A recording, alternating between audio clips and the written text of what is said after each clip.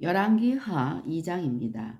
여호와께서 회오리 바람으로 엘리야를 하늘로 올리고자 하실 때에 엘리야가 엘리사와 더불어 길갈에서 나가더니 엘리야가 엘리사에게 이르되 청하건대 너는 여기 머물라. 여호와께서 나를 베델로 보내시느니라 하니 엘리사가 이르되 여호와께서 살아계심과 당신의 영혼이 살아 있음을 두고 맹세하노니 내가 당신을 떠나지 아니하겠나이다 하는지라. 이에 두 사람이 베델로 내려가니 베델에 있는 선지자의 제자들이 엘리사에게로 나와 그에게 이르되 여호와께서 오늘 당신의 선생을 당신의 머리 위로 데려가실 줄을 아시나이까 하니 이르되 나도 또한 아노니 너희는 잠잠하라 하니라. 엘리야가 그에게 이르되 엘리사야 청하건대 너는 여기 머물라. 여호와께서 나를 여리고로 보내시느니라. 엘리사가 이르되 여호와께서 살아계심과 당신의 영혼이 살아있음을 두고 맹세하노니 내가 당신을 떠나지 아니하겠나이다 하니라. 그들이 여리고에 이름에 여리고에 있는 선지자의 제자들이 엘리사에게 나와 이르되 여호와께서 오늘 당신의 선생을 당신의 머리 위로 데려가실 줄을 아시나이까 하니 엘리사가 이르되 나도 아노니 너희는 잠잠하라. 엘리야가 또 엘리사에게 이르되 청하건대 너는 여기 머물라. 여호와께서 나를 요단으로 보내시느니라 하니 그가 이르되 여호와께서 살아계심과 당신의 영혼이 살아있음을 두고 맹세하노니 내가 당신을 떠나지 아니하겠나이다 하는지라. 이에 두 사람이 가니라. 선지자의 제자 50명이 가서 멀리 서서 바라보매 그 두 사람이 요단가에 서 있더니 엘리야가 겉옷을 가지고 말아 물을 치매 물이 이리저리 갈라지고 두 사람이 마른 땅 위로 건너더라. 건너매 엘리야가 엘리사에게 이르되 나를 네게서 데려감을 당하기 전에 내가 네게 어떻게 할지를 구하라. 엘리사가 이르되 당신의 성령이 하시는 역사가 갑절이나 내게 있게 하소서 하는지라. 이르되 네가 어려운 일을 구하는도다. 그러나 나를 내게서 데려가시는 것을 네가 보면 그 일이 내게 이루어지려니와 그렇지 아니하면 이루어지지 아니하리라 하고 두 사람이 길을 가며 말하더니 불수레와 불말들이 두 사람을 갈라놓고 엘리야가 회오리 바람으로 하늘을 올라가더라. 엘리사가 보고 소리 지르되 내 아버지여 내 아버지여 이스라엘의 병거와 그 마병이여 하더니 다시 보이지 아니하는지라. 이에 엘리사가 자기의 옷을 잡아 둘로 찢고 엘리야의 몸에서 떨어진 겉옷을 주워 가지고 돌아와 요단 언덕에 서서 엘리야의 몸에서 떨어진 그의 겉옷을 가지고 물을 치며 이르되 엘리야의 하나님 여호와는 어디 계시나이까 어디 계시니까 하고 그도 물을 치매 물이 이리저리 갈라지고 엘리사가 건너니라.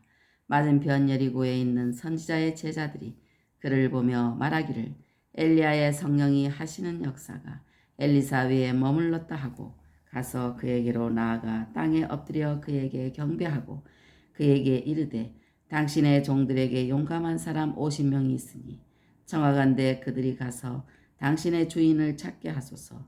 염려하건대 여호와의 성령이 그를 들고 가다가 어느 산에나 어느 골짜기에 던지셨을까 하나이다 하니라. 엘리사가 이르되 보내지 말라 하나 무리가 그로 부끄러워하도록 강청하매 보내라 한지라.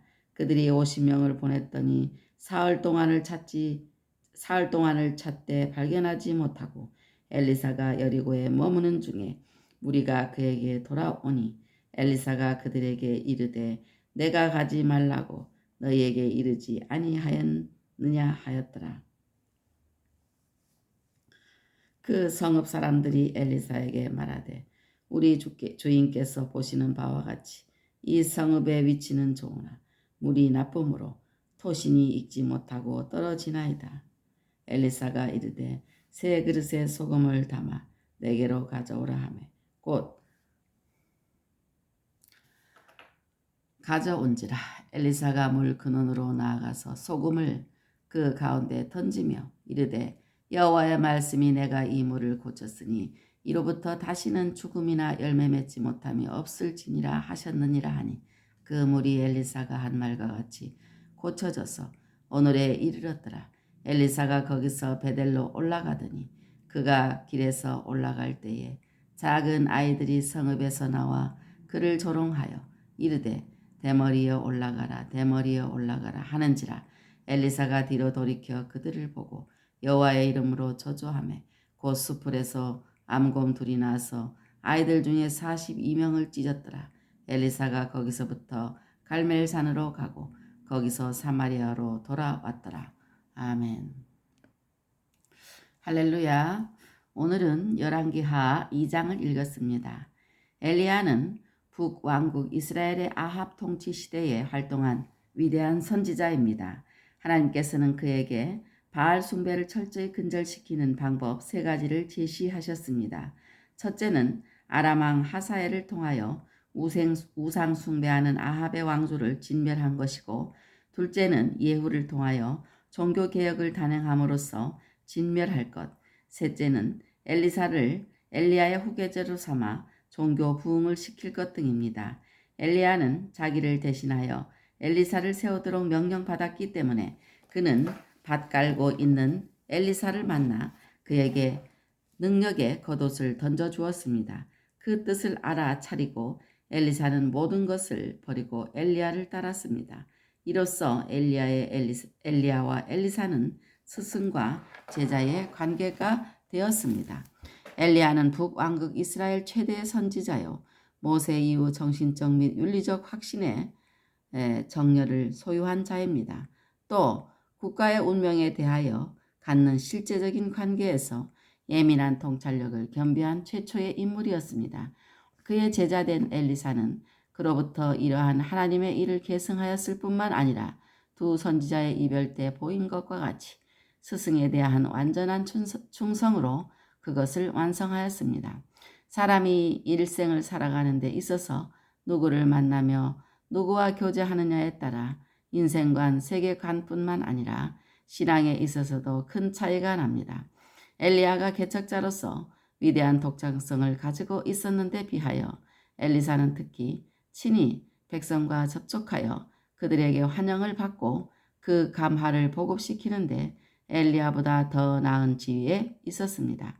이렇게 하여 세계는 발전되어 나가지만 최초에 누구와 만나고 교제하느냐가 갈림길이 됩니다. 하나님의 사랑과의 만남, 하나님의 지시에 따른 것이기도 해도 여하튼 위대한 사명자가 되기 위해서는 위대한 하나님의 사람을 만나는 것이 무엇보다 중요합니다. 교제의 깨달음과 현명한 판단이 필요합니다. 엘리사를 통해 역사하신 하나님께서는 하나님이 창조하셨다, 즉 히브리어로 바라라고 하는데 절대적인 의미로 창조하셨다, 창세기 1장 1절이 나옵니다. 즉 태초에 하나님이 천지를 창조하셨다 랍니다. 그래서 창조하셨다는 것은 아무것도 없는 데서 우주를 만드신 것을 의미합니다. 이것은 창조주의 능력을 나타내는 것으로서 우주를 만들어 거기에 기가 막힌 질서를 부여하신 하나님은 당연히 그 질서를 깨뜨리실 수도 있는 것입니다. 만유인력의 법칙에 의하여 물은 낮은 곳으로 흐르게 마련이고 같은 성수에 모인 물은 지구 중심에 대하여 같은 높이를 유지하는 것이 자연의 법칙인데 이스라엘 백성이 홍해를 건널 때에도 하나님의 능력에 의해 이 법칙은 일시 깨어졌었고 본문에서 엘리사가 엘리야의 겉옷으로 요단물을 쳤을 때도 이 법칙은 깨어졌습니다. 그것은 이 사건들이 자연의 법칙을 만드신 창조주 하나님이 그 법칙을 일시 깨뜨리신 것임을 의미합니다. 그것은 창조주만 하실 수 있는 것인데 평소에는 하나님이 자연의 법칙대로 우주가 돌아가게 하시지만 특별한 필요가 있으실 때에는 그 법칙을 특정한 경우에 일시 정지시키심으로 우주 완성의 계획을 추진하십니다. 많은 예를 성경에서 볼 수 있는데 우리는 기적이라고 부르지만 하나님께서는 기적이 아니고 그분의 능력의 한 부분일 뿐입니다. 선지자의 제자, 즉 베네 한 네비임이라고 하는데 오늘날의 신학생의 뜻으로 사용되었습니다. 이스라엘 백성의 움직임은 오늘날 성도의 모형은 휘포데이그마, 본보기, 견본, 예시, 본이라는 의미입니다. 오늘날 성도의 모형이자 그림자, 스키야, 윤곽, 예표, 전조로서 성도들에게 그림같이 보여주기 위해서 당시 선지자의 제자들에게 실제 하나님의 역사를 눈으로 확인하는 것이 필요했던 것입니다. 이로써 엘리야와 엘리사가 자연을 뛰어넘는 전능하신 하나님의 제자들임을 확인할 수 있었습니다. 만남의 복이라는 것은 하나님의 일을 전수받은 엘리사와 누구와 교제하느냐에 따라 세계관이 결정되고 하나님의 사랑과 만나는 것입니다. 엘리사를 통해서 역사하신 하나님께서는 요단강을 갈라지게 하는 역사를 주셨고 선지자의 제자들에게 나타난 하나님의 역사이시며 또 전능하신 하나님의 역사이신 것입니다. 왕하 2장입니다. 2장 23절로 25절 말씀을 보면 복음 전하는 자의 능력은 전도자를 파괴하거나 조롱해서는 안 되고 인간의 방법으로 막을 수 없는 능력이 있습니다. 또 오직 여호와를 위한 능력이 되어야 하는 것입니다. 하나님의 관점에서 인간이 무엇이냐 하는 것을 성경을 통하여 살피는 것이 신본주의이고 인간의 관점에서 하나님이나 신이 무엇이냐 하는 것을 성경이나 인간의 이성으로 살피는 것이 인본주의입니다. 우리가 인본주의적인 시각으로 엘리사가 작은 아이들이 그를 대머리라고 조롱한 것을 저주하여 암곰으로 그들을 찢게 한 것이 너무 잔인하고 비열하다고 생각해서는 성경을 바로 해석하는 것이 아닙니다. 당시 대머리는 흔하지 않아 팔레스타인에서 대머리로 불리는 것은 대단한 모욕이었습니다. 엘리사에게 퍼부어진 집단적인 모욕은 특별히 수치스러운 것이었는데 이는 그 행위가 하나님의 선지자와 하나님께 대하여 극렬한 모독을 가했기 때문입니다. 율법에 의하면 이 정도의 모독에 대한 형벌은 죽음이었습니다. 이러한 모멸감을 동반하고 있었기 때문에 대머리는 불행의 상징으로 되어 있습니다. 욥의 친구들이 욥을 조롱할 때 그의 눈은 하나님을 향하여 눈물을 흘렸고 오순절 성령 강림으로 성도들이 모두 방언을 하자 천하 각국에서 유월절을 지킨다고 모였던 유대인들이 그들을 조롱하여 새 술에 취하였다고 했는데 다 이에 해당하는 죄악이라고 할 수 있습니다. 또 하나님은 창조주로서의 능력으로 그가 친히 만드신 자연의 법칙을 일시 깨뜨리시고 사람들의 눈에 기적으로 보이는 현상을 일으킬 수 있습니다. 이때 자연의 법칙 아래 있는 인간으로서는 인간을 막을 방법이 없습니다. 하나님은 이로써 그가 창조주이시고 심판자이심을 나타내 보이십니다.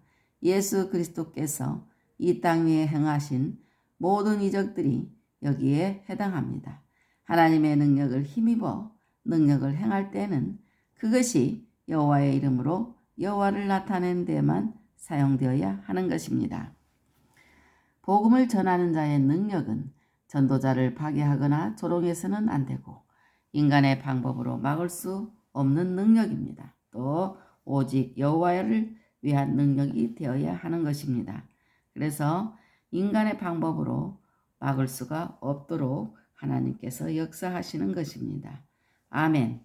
오늘도 주님 안에서 주님의 말씀을 듣고 전파하고 또 기도하는 그런 귀한 삶이 될 수 있도록 주님의 이름으로 축원합니다. 아멘.